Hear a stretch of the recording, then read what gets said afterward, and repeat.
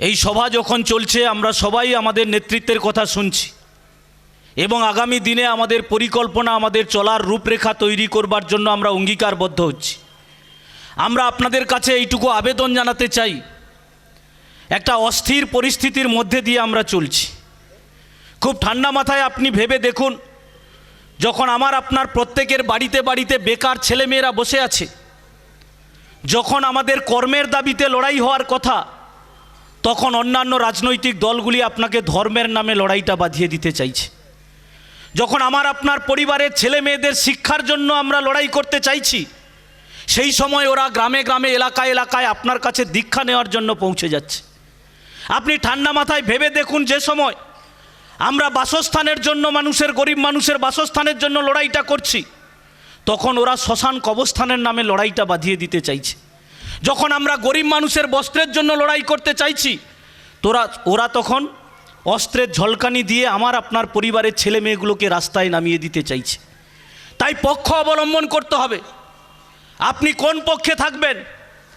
যে পক্ষ এইভাবে মানুষকে বিভ্রান্ত করতে চাইছে তাদের পাশে থাকবেন, নাকি আমরা যারা লাল ঝান্ডা নিয়ে খাদ্য, বস্ত্র, বাসস্থান, স্বাস্থ্য, শিক্ষা, কর্মসংস্থানের দাবিতে লড়াইটাকে সংগঠিত করবার জন্য আমরা মানুষকে ঐক্যবদ্ধ করতে চাইছি, আপনারা সেই লড়াইটাতে থাকবেন। আর এই লড়াইতে প্রত্যেক দিন যখন মানুষ ঐক্যবদ্ধ হচ্ছে, যখন ওই কোচবিহারের তুফানগঞ্জ থেকে শুরু করে উত্তর 24 পরগনার কামারহাটি পর্যন্ত আমাদের পার্টির ডাকে বাংলা বাঁচাও যাত্রা সংগঠিত হয়েছিল, হাজার হাজার মানুষ রাস্তায় একত্রিত হয়েছে, ঐক্যবদ্ধ হচ্ছে, কারণ গরিব মানুষ তার হকের দাবি আদায় করবার জন্য রাস্তাতে সামিল হচ্ছে। সেই সময় দিদি মোদি আপনাকে বিভ্রান্ত করবার চেষ্টা করছে। মোদি কি বলছে? মোদি বলছে বেচে দাও, আর দিদি বলছে লুটে খাও।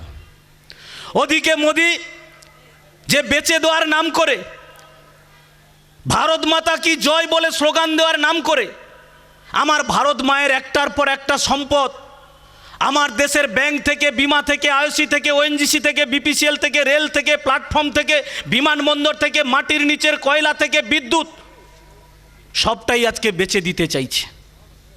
আর এখানে দিদি সব কিছুকে লুটে খাওয়ার জন্য পরিকল্পনা করছে। আপনি দেখছেন এসএসসি, পিএসসি, প্রাইমারি, টেট পরীক্ষাতে লুটে খেয়েছে, গ্রামের পঞ্চায়েতে পঞ্চায়েতে গরিব মানুষের আবাস যোজনায় লুটে খেয়েছে, 100 দিনের কাজে লুটে খেয়েছে। কোলাঘাটের মানুষ আপনাদের অভিজ্ঞতার মধ্যে আছে, যা আপনাদের আজকের এই সমাবেশের মধ্যে দাবি উত্থাপন করেছেন। নদী থেকে বালিটাও পর্যন্ত লুটে খেয়ে যাচ্ছে।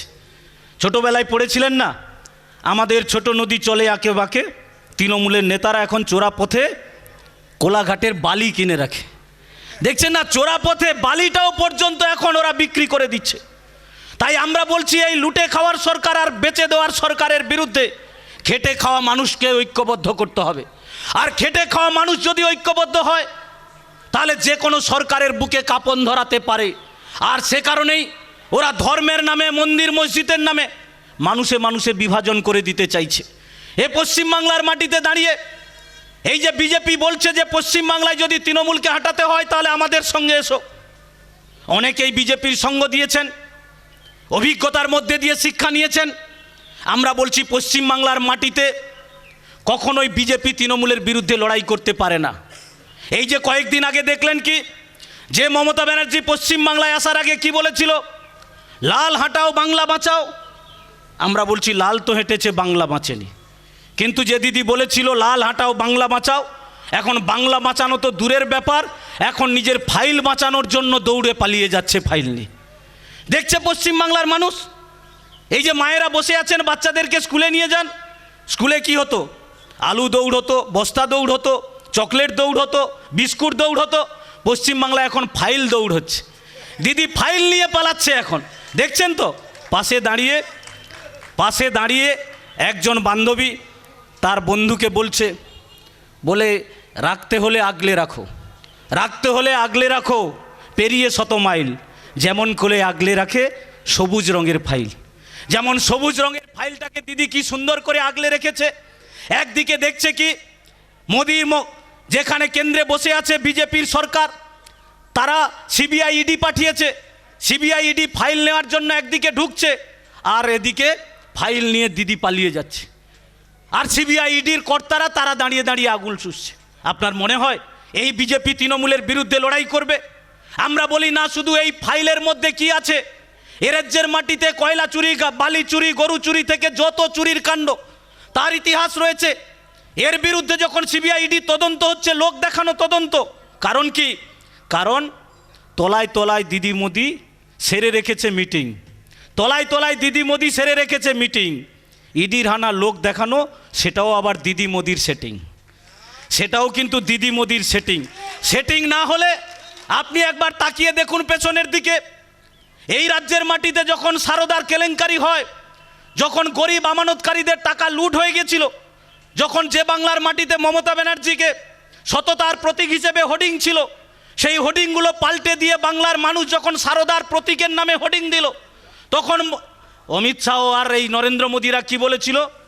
যে গরিব আমানতকারী টাকা ফেরাবে, সারদায় যারা চুরি করেছে, লুট করেছে তাদের শাস্তি হবে। কতকাল পেরিয়ে গেছে, সারদায় আমানতকারী মানুষ এখনো পর্যন্ত টাকা ফেরত পায়নি। তারপরে রোজ ভ্যালি হলো, তারপরে নারদকাণ্ড হলো, সবটাই কিন্তু সিবিআইডি তদন্ত করলো, একটাও ফল পেলেন না। তারপরে এসএসসি পিএসসি প্রাইমারি টেট পরীক্ষাতে একইভাবে সিবিআইডি তদন্ত হলো, তার কোনো ফল আপনি পেলেন না।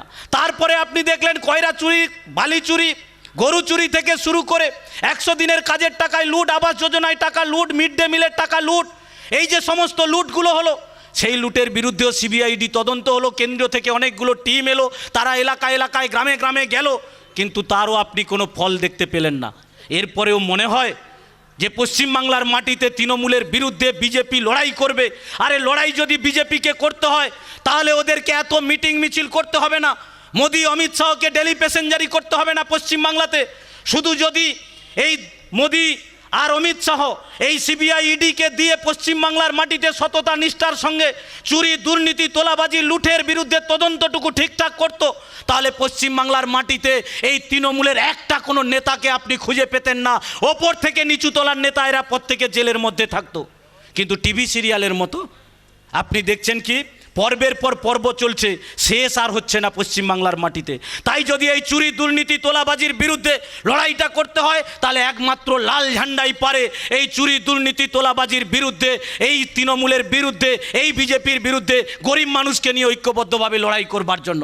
আমরা তাই আপনাদের কাছে আবেদন জানাতে চাইছি, আজকে আমাদের গোটা পশ্চিমবাংলা একটা খাদের কিনারে গিয়ে দাঁড়িয়ে গেছে।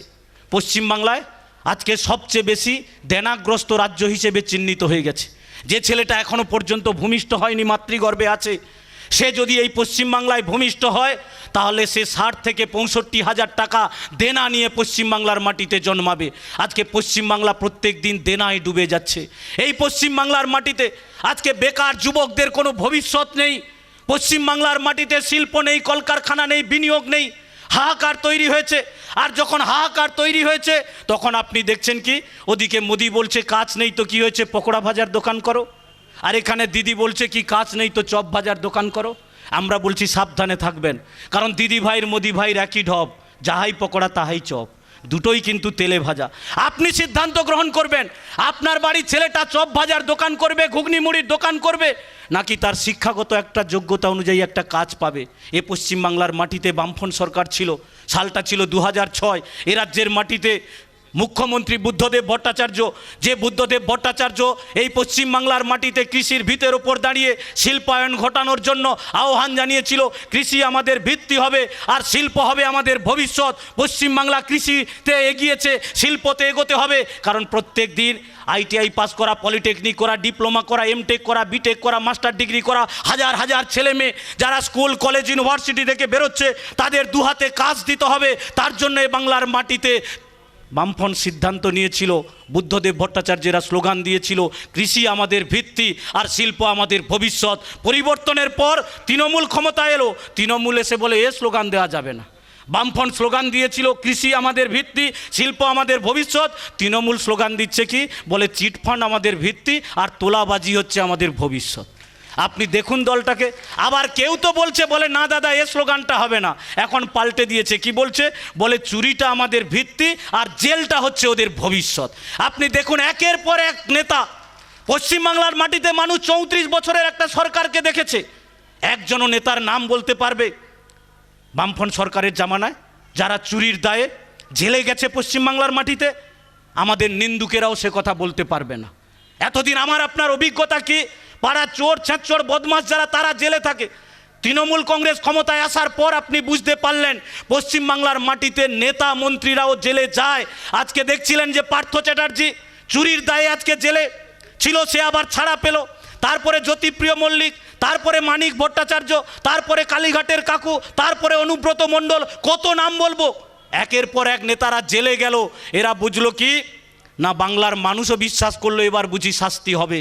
কিন্তু কি দেখলেন, একের পর এক নেতা, নির্বাচন এলো, নির্বাচনের ঠিক আগে সবাই জেলের বাইরে বেরিয়ে এলো। তার মানে কি, নির্বাচনের আগে ইডি আর নির্বাচনের পর হাসে দিদি। তাই তো নির্বাচনের আগে ইডিকে দেখিয়ে আমাকে আপনাকে দৃষ্টিটাকে ঘুরিয়ে দিতে চায়, কিন্তু নির্বাচনের পর আপনি দেখেন কি না, সেই মমতা ব্যানার্জি পশ্চিমবাংলার মাটিতে দাঁড়িয়ে আছে। তাই আমরা বলছি, যারা বিভ্রান্ত করে আমার আপনার মধ্যে এই বিভাজন তৈরি করে দিয়ে বিভ্রান্ত করতে চাইছে, তাদের বিরুদ্ধে মানুষকে ঐক্যবদ্ধ করে নিয়েই লড়াইটা আমাদের সংগঠিত করতে হবে। সেই লড়াইতে আরও বেশি বেশি মানুষকে সংগঠিত করতে হবে। গ্রামের মানুষ সংকটের মধ্যে আছে, পঞ্চায়েতে পঞ্চায়েতে তৃণমূল লুটে পুটে খাচ্ছে, তৃণমূল পঞ্চায়েতে পঞ্চায়েতে লুঠের আখড়াতে পরিণত করেছে, ঘুঘুর বাসা বেঁধেছে। আজকে 100 দিনের কাজ পশ্চিমবাংলার মাটিতে বন্ধ, গরিব মানুষ আজকে 100 দিনের কাজ পাচ্ছে না। তৃণমূল বলছে বিজেপি, আর বিজেপি বলছে তৃণমূল। তৃণমূল কি বলছে, বিজেপি টাকা দেয়নি, আর বিজেপি কি বলছে, বলে তৃণমূল চুরি করেছে, হিসেব দেয়নি। আমরা লাল ঝান্ডার পক্ষ থেকে বলেছিলাম তৃণমূল বিজেপির কাছে, আজকেও মাইক ধরে একই কথা বলছি, ওদের যদি সৎসাহস থাকে তাহলে বিজেপি শ্বেতপত্র প্রকাশ করুক, কত টাকা পশ্চিমবঙ্গের সরকারকে দিয়েছে, কত টাকার কাজ করেছে, আর কত টাকা তৃণমূল চুরি করেছে। আর তৃণমূল শ্বেতপত্র প্রকাশ করুক, কত টাকা কেন্দ্রীয় সরকার থেকে পেয়েছে, কত টাকার কাজ হয়েছে, আর কত টাকা এখনো পর্যন্ত বাকি আছে। আপনি দেখছেন কি, তৃণমূল বিজেপি কেউই শ্বেতপত্র প্রকাশ করেনি, কারণ শ্বেতপত্র প্রকাশ করলে দুধ কা দুধ পানি কা পানি সব পরিষ্কার হয়ে যাবে। এরা কেবলমাত্র একে অপরকে দোষ দেওয়ার মধ্যে দিয়ে গরিব মানুষকে 100 দিনের কাজ থেকে বঞ্চিত করে রাখতে চাইছে। আজকে 100 দিনের কাজ নেই, যার ফলে আমার আপনার পরিবারের ছেলে মেয়েগুলো পরিযায়ী শ্রমিক হিসেবে কাউকে কেরালায় যেতে হচ্ছে, কাউকে তামিলনাড়ু, কাউকে দিল্লি, কাউকে মুম্বাই, কাউকে চলে যেতে হচ্ছে ভিন রাজ্যে পরিযায়ী শ্রমিক হিসেবে কাজের জন্য।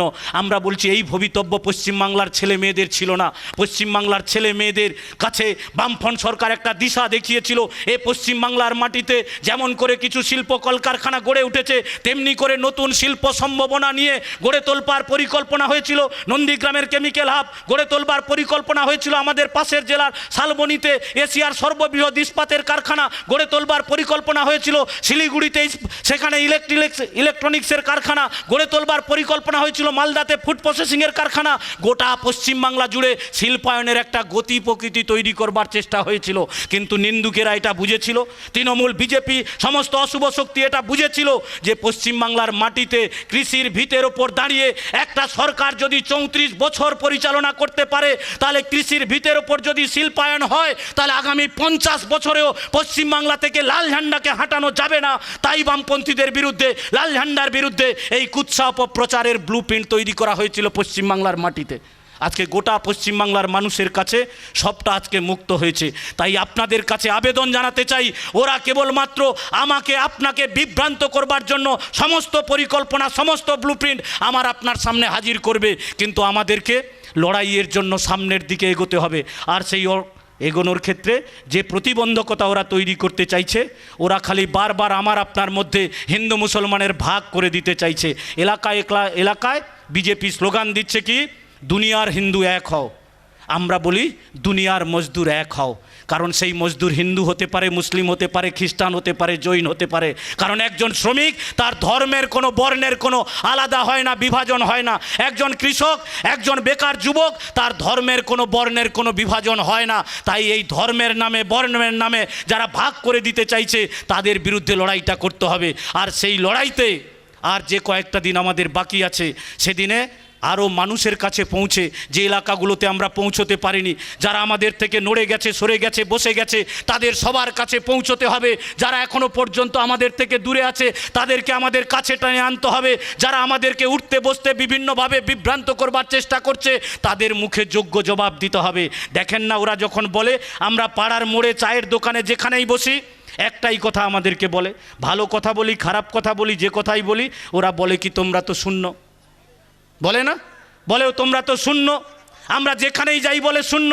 আমরা বলি হ্যাঁ ঠিক, আমরা তো মমতা ব্যানার্জির মতো এরকম মিথ্যে বলতে পারবো না, হ্যাঁ এটা ঠিক, আমরা বিধানসভাতে শূন্য, কিন্তু এটাও ঠিক আমরা চোরেদের তালিকায় শূন্য, কয়লা পাচারের তালিকায় শূন্য, গরু পাচারের তালিকায় শূন্য, জেল খাটা আসামিদের তালিকায়ও শূন্য।